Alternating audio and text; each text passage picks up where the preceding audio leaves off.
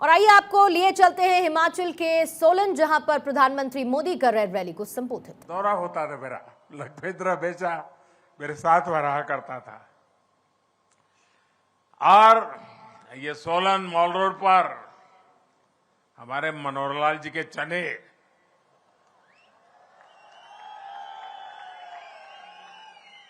शायद ही मैं कभी यहां से गया हूं और मनोहर लाल जी के चने न खाए हो। ये हमारे राजीव बिंदल बैठे हैं, हमारे सोफत जी, वीरेंद्र कश्यप जी, मनोहर लाल सूरी जी, वैद्य राम कुमार बिंदल जी, अनेक पुराने साथी, सबके साथ कंधे से कंधा मिला के काम करने का अवसर मिला। हमारे रामानंद ठाकुर जी, JL शर्मा जी, गोकुलचंद मेहता जी, बहन रितु सेठी, अभी मुझे हेलीपैड पे मिलना हो गया। सबके साथ इतना काम करने का आनंद आया, अवसर मिला। और मैं अक्सर यहाँ सोलन रेस्ट हाउस में रुकना होता था मेरा, और मुझे याद है वहां एक हमारे खड़क बहादुर और दूसरा शायद सुंदर, ये दो चौकीदार हुआ करते थे। सोलन ने मुझे खूब खिलाया भी है और सोलन ने मुझे बहुत कुछ सिखाया भी है। और इसलिए मैं सोलन का डबल कर्जदार हूं, और इसलिए मुझे हिमाचल में डबल इंजन की सरकार आप सबसे आशीर्वाद से बनेगी, ये पूरा विश्वास है, आपके प्यार पर विश्वास है। साथियों, हिमाचल में बिताए लंबे समय की जो स्मृतियां, वो आज भी मुझे हिमाचल की तरफ खींचती है। और ऐसा बहुत कम मिलता है कि कोई ऐसा प्रधानमंत्री हो जो एक राज्य को इतनी बारीकी से जानता हो। ये मेरा सौभाग्य है कि मैं हिमाचल के हर गली मोहल्ले को जानता हूं। और इसलिए आपने भी देखा है कि मैं देश में रहूं या विदेश में, हिमाचल के साथ मेरा जो लगाव बना रहता है, न हिमाचल मुझे छोड़ता है, न मैं हिमाचल छोड़ता हूं। आपको मालूम होगा, कुछ दिन पहले मैं इजराइल गया था, तो इजराइल में मैं हिमाचली टोपी पहन करके कार्यक्रम में गया, तो लंबे अरसे तक चर्चा चली, कहां इजराइल और ये मोदी जी हिमाचल में की टोपी पहन करके इजराइल में घूम रहे हैं। अभी कुछ महीने पहले जब मेरी नेपाल के प्रधानमंत्री जी से मुलाकात हुई, तो मैंने उन्हें कांगड़ा की राधा कृष्ण की पेंटिंग उपहार के तौर पर दी थी। और दादा, ऐसा ही नहीं है कि मैं ही हिमाचली वस्तुओं का उपहार सबको देता हूं, हिमाचल के लोग भी तो मुझे इतने सारे उपहार देते हैं। अब जैसे 2-3 सप्ताह पहले जब मैं केदारनाथ जी में था, दिवाली के एक दिन पहले, तो जो चोला डोरा मैंने पहना था, वो चोला डोरा मुझे हिमाचल की एक बहन ने भेंट किया था। और तब मैंने उनसे कहा था कि मैं किसी ठंडे कार्यक्रम में, ठंडी होगी जहां जाना होगा, मैं जरूर आपका एक जो गिफ्ट भी मुझे दिए मैं जरूर पहनूंगा। और मैंने पहना केदारनाथ में। देखिए, हिमाचल के लोगों का स्नेह अमूल्य है। इस ऋण को भी कभी मैं चुका नहीं सकता जी। मैं बार बार कोशिश करता रहूंगा, लेकिन हिमाचल का विकास करके, हिमाचल के लोगों का जीवन आसान बनाकर मैं अपना ये दायित्व निभाने के लिए हर पल तैयार हूं। साथियों, हिमाचल को आज जिसकी सबसे ज्यादा जरूरत है, वो है राज्य को स्थायित्व देने वाली भाजपा सरकार। भारत ने 80 के दशक के बाद से 3 दशक तक, 30 साल हमारे बर्बाद हो गए। आपने देखा होगा, दिल्ली में अस्थिरता रही, सरकारें आती थी जाती थी, आती थी जाती थी, बार बार चुनाव होते थे, हजारों करोड़ रुपए का बर्बादी होती थी, न नीतियों में स्थिरता, सारा माहौल बिगड़ चुका था। इतना बड़ा देश कई बार चुनाव हुए, देश का हजारों करोड़ रुपए का व्यय हो गया भाइयों। अगर यही स्थिति बनी रही इस अस्थिरता के समय, देश नीति के मामले में, निर्णयों के मामले में, विकास के मामले में पिछड़ गया और दुनिया भारत की तरफ से उदासीन हो गई। फिर देश के लोगों ने तय किया कि जब तक दिल्ली में स्थिर सरकार नहीं आती है, मजबूत सरकार नहीं आती है, भारत का भाग्य नहीं बदलेगा।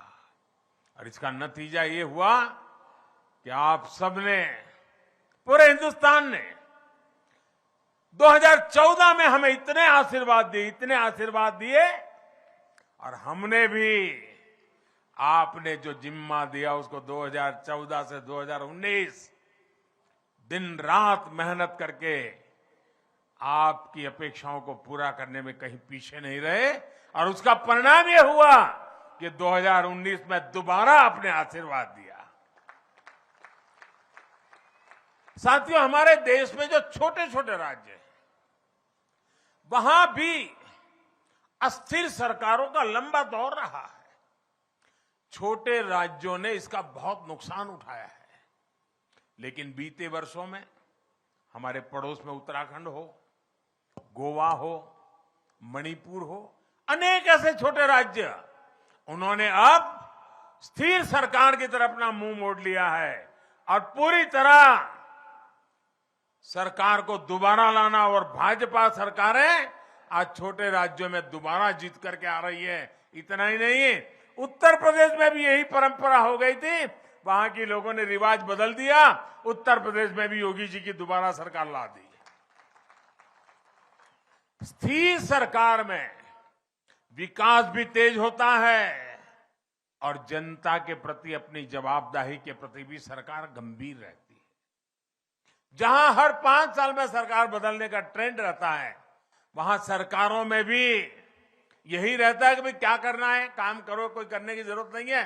5 साल के बाद तो हिमाचल वाले बदल देते हैं। इसके कारण वो भी चुनने के बाद उनको मालूम है फिर से जीतना नहीं है, तो वो कुछ करते भी नहीं है। इसलिए भी स्थिर सरकार के प्रयोग करने की बहुत आवश्यकता है भाइयों। तो मुझे खुशी है कि हिमाचल में जयराम जी की सरकार ने जो विश्वास हासिल किया है, उनकी पूरी टीम ने 5 साल के लिए जो काम किया है, उसी का नतीजा है कि मेरी आज ये दूसरी सभा है। इन दोनों सभाओं को कोई भी देख ले, बीजेपी की सरकार बनाना हिमाचल की जनता ने तय कर लिया है भाई। हिमाचल में भाजपा सरकार अपने कार्यों का हिसाब भी दे रही है और सरकार में वापसी के लिए भी उतनी ही प्रतिबद्ध है।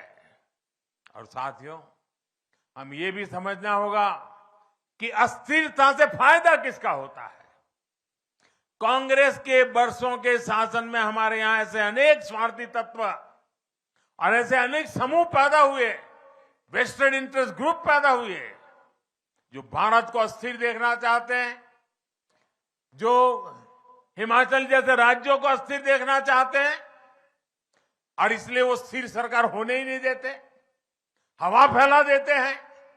देश के छोटे छोटे राज्य हमेशा इन स्वार्थी समूहों के निशाने पर रहे हैं।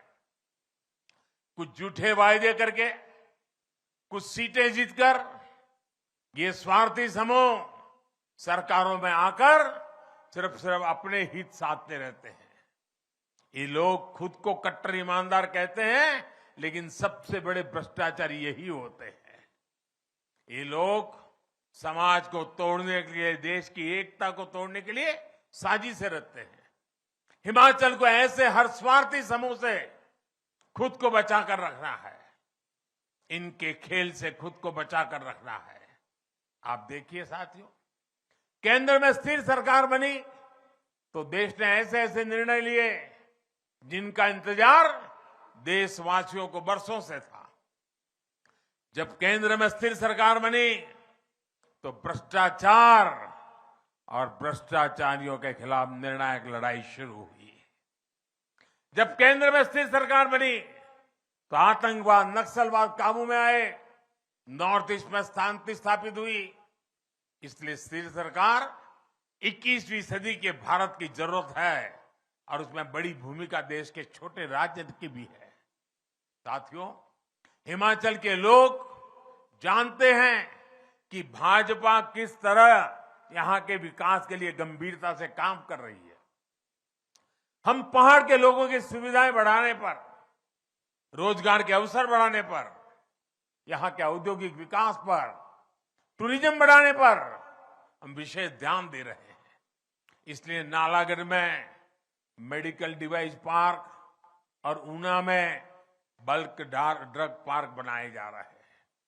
हिमाचल में लगने वाले हर प्रोजेक्ट में 100 में से 90 रुपये आज केंद्र की भाजपा सरकार दे रही है। भाइयों, Bharat pharmacy of the world अगर ये है तो इसमें हिमाचल की हिस्सेदारी कई गुना बढ़े, हम ये प्रयास कर रहे हैं। साथियों, बद्दी, बरोटीवाला, नालागढ़, परवाणु, चंबाघाट, इस पूरे औद्योगिक क्षेत्र को विस्तार देना डबल इंजन की सरकार की प्राथमिकता है। टूरिज्म उद्योग हो या फिर खेती से जुड़े उद्योग हो, इसके लिए आवश्यक आधुनिक इंफ्रास्ट्रक्चर पर अभूतपूर्व बल दिया जा रहा है। बिलासपुर में एम्स के बनने से इस क्षेत्र में मेडिकल टूरिज्म भी बहुत बल मिलने वाला है, बहुत ताकत आने वाली है। परवाणु, सोलन, कैथलीघाट, शिमला, इस बाईपास से यहां के पर्यटकों को सुविधा होने वाली है। पिंजौर, बद्दी, नालागढ़ 4 लेन का काम जब पूरा हो जाएगा तो औद्योगिक क्षेत्र को बेहतर कनेक्टिविटी मिलेगी। साथियों, सोलन से लेकर शिमला तक ये पूरा क्षेत्र वैसे भी शिक्षा और स्वास्थ्य के एक बड़े हब के रूप में विकसित हो रहा है। डबल इंजन सरकार इसी ताकत को बढ़ावा देगी ताकि हिमाचल आत्मनिर्भर बने, हिमाचल विकसित बने। भाइयों और बहनों, सोलन हो, शिमला हो, सिरमौर हो, ये फल और सब्जी की टोकरी कहे जाते हैं। यहां अधिकांश छोटे किसान हैं, छोटे बागवान हैं। कांग्रेस के लोग किसानों और बागवानों को लेकर बड़ी बड़ी बातें करते रहते हैं, लेकिन कांग्रेस का इतिहास हमेशा नागरिकों को धोखा देना, युवाओं को धोखा देना, बहन बेटियों को धोखा देना, वैसे ही किसानों को भी धोखा देना। कांग्रेस ने कभी देश के छोटे किसानों की परवाह नहीं की। जिस कर्ज माफी का कांग्रेस ने डिंडोरा पीटा, उसमें भी कांग्रेस ने खेल कर दिया। उसका लाभ छोटे किसानों को बिल्कुल हुआ नहीं, नाम मात्र का भी नहीं हुआ। जबकि भाजपा सरकार छोटे किसानों की हर जरूरत को ध्यान में रखते हुए काम कर रही है। पीएम किसान सम्मान निधि के माध्यम से हिमाचल के किसानों के बैंक खातों में सीधे 2000 करोड़ रुपए ट्रांसफर किए। 2000 करोड़ रुपए इस छोटे से राज्य के अंदर, और इसका लाभ हिमाचल के 9 लाख से ज्यादा छोटे किसानों को हुआ है। 9 लाख किसानों के जेब में 2000 करोड़ रुपया पहुंचना यानी उनके जीवन में एक बहुत बड़ा बदलाव की ताकत लेके आता है। साथियों, हम हिमाचल के फल सब्जी सेक्टर में सहकारिता को बढ़ावा देने पर भी फोकस कर रहे हैं। किसान उत्पादक है, वही भंडारण का, कोल्ड स्टोरेज का मालिक भी हो और फूड प्रोसेसिंग कारखानों में हिस्सेदार भी हो, इस पर हम बल दे रहे हैं। एफपीओ यानी किसान उत्पादक संघों का निर्माण इसी उद्देश्य से किया जा रहा है। सैकड़ों छोटे छोटे किसान, बागवान मिलकर बड़ी ताकत बने, इसके लिए नाबार्ड से करोड़ों रुपए दिए जा रहे हैं। दिसंबर 8 के बाद जब फिर डबल इंजन सरकार काम संभालेगी, उसके बाद इस काम को और ज्यादा गति दी जाएगी और तेज किया जाएगा। यहां के सेब, यहां की सब्जियां, यहां का दूध किसान रेल से बहुत कम भाड़े में देश के बड़े बड़े बाजारों तक पहुंचे, इसके लिए भी काम चल रहा है। साथियों, हम कैसे किसानों का, बागवानों के हित की चिंता करते हैं, इसका एक और उदाहरण आपको देना चाहता हूं।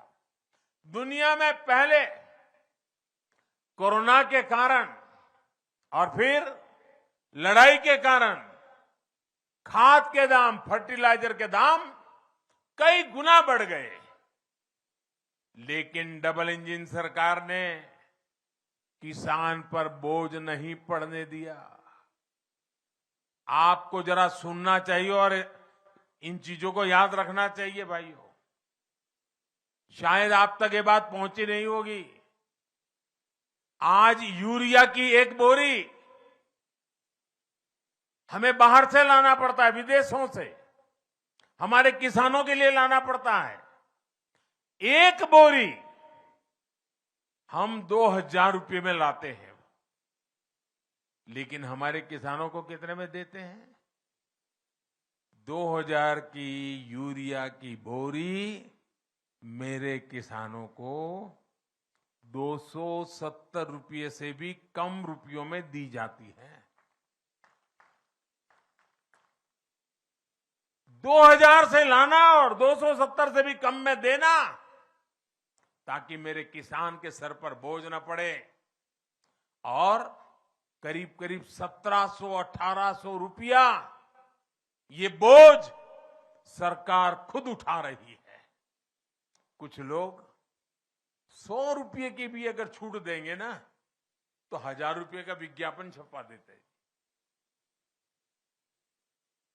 ऐसे लोगों से भी हिमाचल के लोगों को सतर्क रहना है। साथियों, आपसे बात करते हुए मुझे एक बात और याद आ रही है। पिछली बार जब मैं शिमला आया था, तो पहाड़ की एक बिटिया ने मुझे एक तस्वीर भेंट की थी। वो तस्वीर मेरी मां की थी। जब मैंने उस तस्वीर को देखा, तो अपनी मां के साथ ही हिमाचल के गांव कस्बों की हजारों माताओं बहनों का स्मरण हो आया। यहां कितनी माताओं बहनों के हाथ की बनी रोटी मैंने खाई है। अनेक परिवारों में मेरा भोजन हुआ है, और मैं इसे अपना सौभाग्य समझता हूं कि यहां की माताओं बहनों के लिए कुछ कर पा रहा हूं, उनकी सेवा कर पा रहा हूं। महामारी के इस समय में गरीब परिवारों की बहनों को अपने बच्चों की भूख की चिंता ना करनी पड़े, इसके लिए हमारी सरकार मुफ्त राशन दे रही है। मेरी किसी गरीब मां को ऐसे दिन नहीं देखने पड़े कि घर में चूल्हा न जला हो। मेरी गरीब मां को कभी ये देखना न पड़े कि आज बच्चों को पानी पिला करके सुलाना पड़ा। ये नौबत न आए। आज इतना समय हो गया कोरोना काल का, 80 करोड़ लोगों को मुफ्त में खाना देता। और जब दुनिया के लोग ये सुनते हैं ना, तो उनका अचरज होता है, कितना बड़ा काम हो रहा है। लेकिन माताएं बहनें, अगर दिल्ली में तुम्हारा बेटा बैठा हो और तुम्हारे घर में चूल्हा न जले, ये कैसे हो सकता है? हिमाचल में 17 लाख के आसपास परिवार गांव में रहते हैं। आजादी के 7 दशकों तक इनमें से आधों के पास नल से जल नहीं था, पानी घर में नहीं आता था। लेकिन डबल इंजन सरकार ने सिर्फ 3 वर्षों में ही हिमाचल में 9 लाख नए परिवारों को नल से जल की सुविधा से जोड़ा है। और जब नल से जल आता है ना, वो माता मोदी को आशीर्वाद दिए बिना रह नहीं सकती है। जयराम सरकार को आशीर्वाद दिए बिना रह नहीं सकती है। और इसका सबसे बड़ा लाभ हमारी इन माताओं बहनों को मिला है। हमारी बेटियों को पढ़ाई में सुविधा हुई है। आयुष्मान भारत योजना से लाखों रुपए का मुफ्त इलाज पाने वालों में बड़ी संख्या में हमारी माताएं बहनें भी हैं। टॉयलेट हो या गैस कनेक्शन हो, इनको तो पहले की सरकारें कोई जरूरत ही नहीं समझती थी। माताओं बहनों की मर्यादा की रक्षा के लिए, उनकी सहूलियत के लिए लाखों शौचालय बनवाने का सौभाग्य भी मुझे मिला है। उज्ज्वला के गैस सिलेंडर ने भी लाखों महिलाओं का जीवन आसान बनाया है, उनके जीवन की रक्षा की है। भाई और बहनों, हिमाचल के लोग ये भली भांति जानते हैं कि काम भी भाजपा ने किया है, और अगर कोई चुनौतियां हैं तो उनका स्थायी समाधान भी भाजपा ही कर सकती है।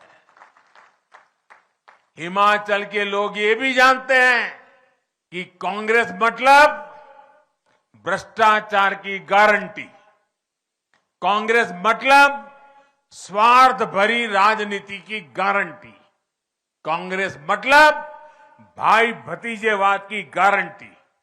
हिमाचल के लोगों को याद रखना है कि वही कांग्रेस है जिसके शासन में वृद्धावस्था पेंशन के लिए 80 साल का होना जरूरी था।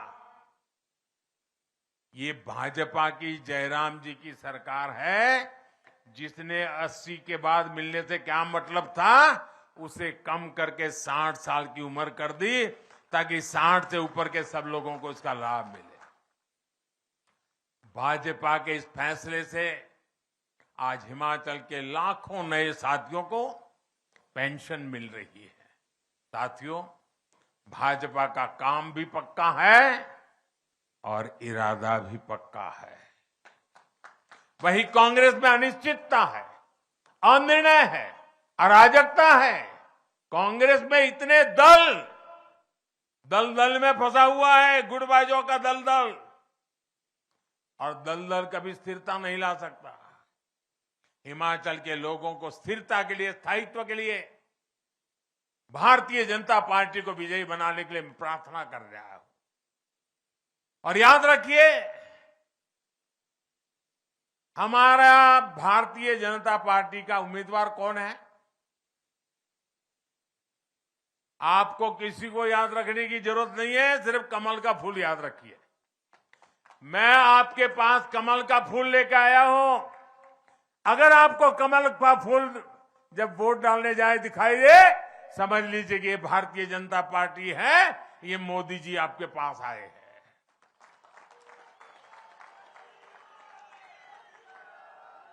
आपका एक एक कमल के फूल पर जो वोट पड़ेगा वो सीधा मोदी के खाते में आशीर्वाद के रूप में आएगा। गांव गांव, घर घर जाकर के मैंने जो बातें बताई है, बताओगे आप लोग?